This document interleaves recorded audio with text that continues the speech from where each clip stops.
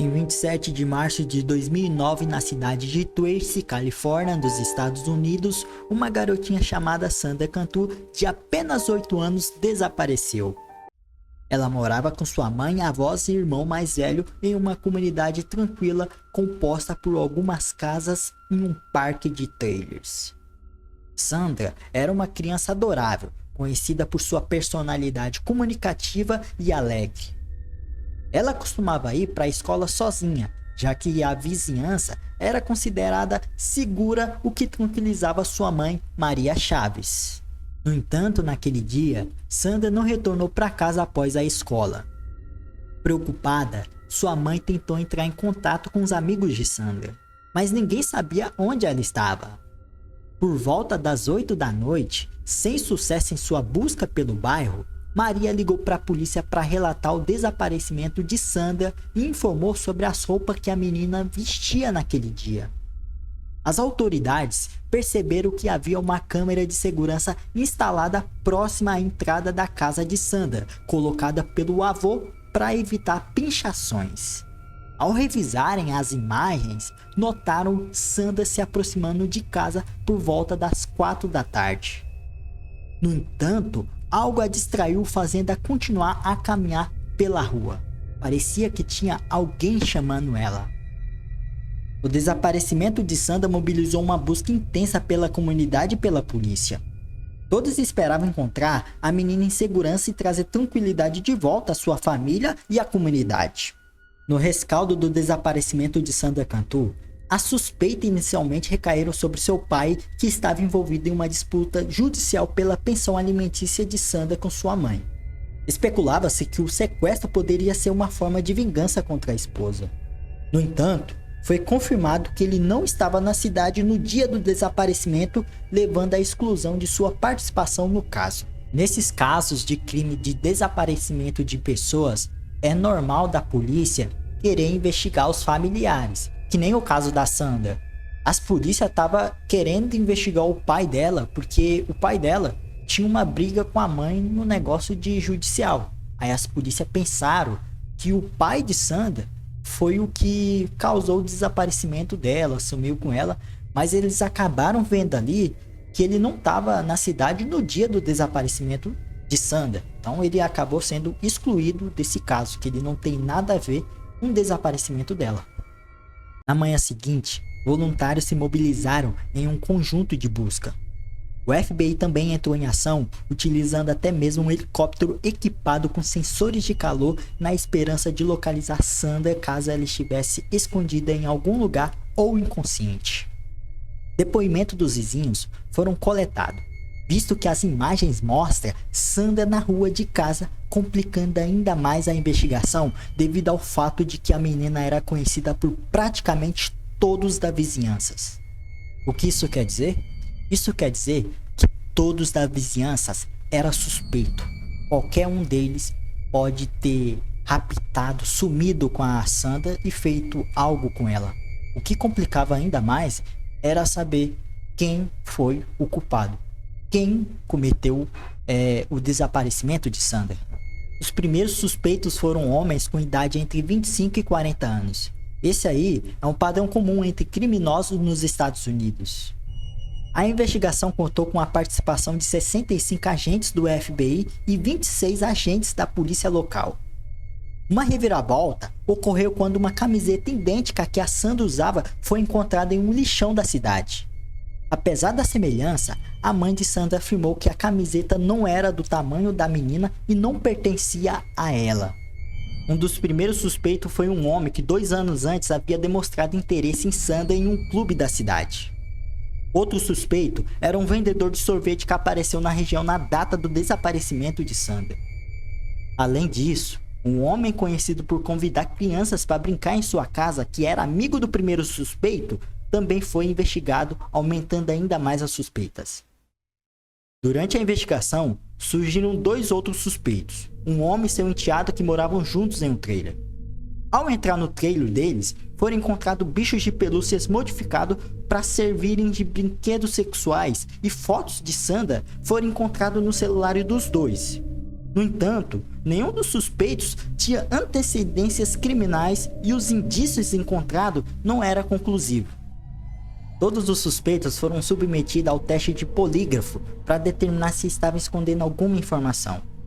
Embora todos tivessem conexões entre si e comportamentos suspeitos em comum, todos passaram no teste quando foi questionado sobre o envolvimento do desaparecimento de Sandra Cantu. Durante a noite, vizinhos faziam vigílias com velas perto da casa de Sandra em sua memória. Policiais também estavam presentes. Em uma dessas noites, uma mulher apareceu chorando e gritando que tinha visto algo que podia explicar o crime. Os policiais correram para verificar e encontrar o bilhete que dizia que a menina estava em uma mala em um lago próximo à cidade. O bilhete continha erros ortográficos propositais para disfarçar a escrita do autor. A região tinha muitos lagos, alguns com detrito de esgoto, dificultando as buscas, que inicialmente não tiveram sucesso. A mulher que encontrou o bilhete era Melissa Huckabee, professora de catequese e mãe de uma das melhores amigas de Sandra. Ela estava na igreja no dia do desaparecimento. Durante uma busca em seu carro, os policiais encontraram um bilhete com palavras rabiscadas à caneta, algumas delas coincidentes com as do bilhete encontrado, levantando suspeitas. Na mesma semana, um morador da região encontrou uma mala boiando em um dos lagos. A polícia levou para a perícia e dentro da mala encontraram Sandra morta em posição fetal.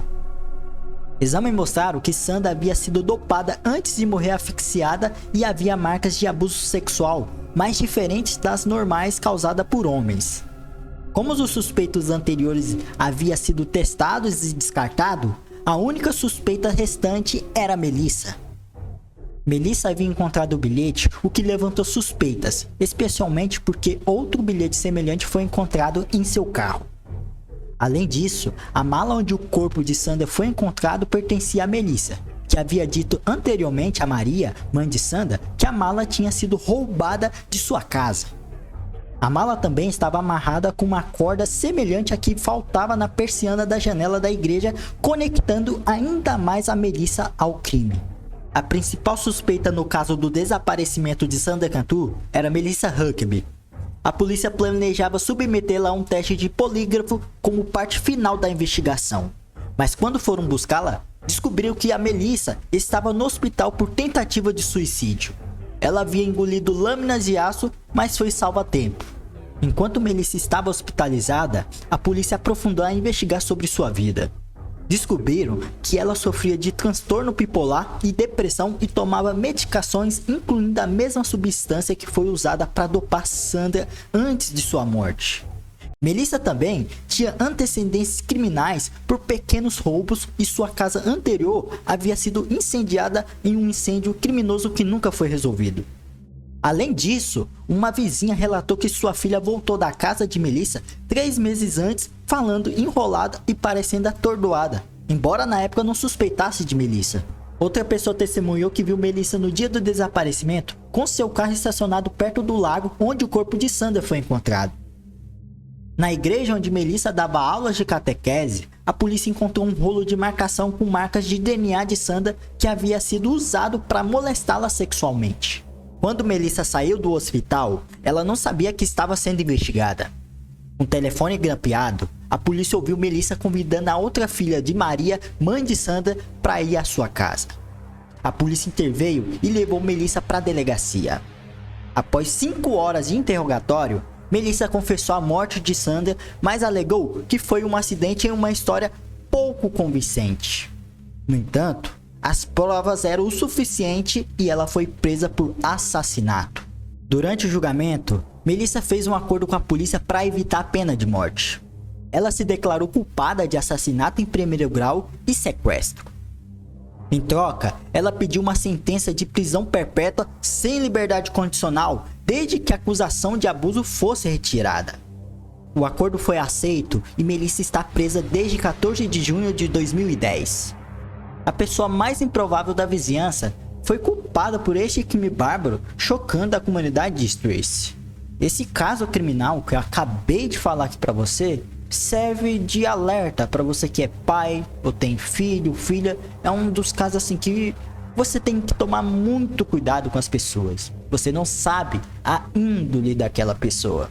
E essa pessoa pode, né, fazer coisas erradas com seu filho, com sua filha. Mas eu não tô dizendo aqui para você ficar pitolado com as pessoas. É só um alerta para tomar muito cuidado com as pessoas do seu redor. Esse vídeo que tá aparecendo aí no card, eu te recomendo assistir agora mesmo. Você não vai se arrepender, porque tem muita coisa interessante nesse vídeo. Você vai sair de lá com a mente, assim, aprendendo algo sobre cuidados, alertas e conhecer as pessoas. E tem muito mais. Clica aqui no card.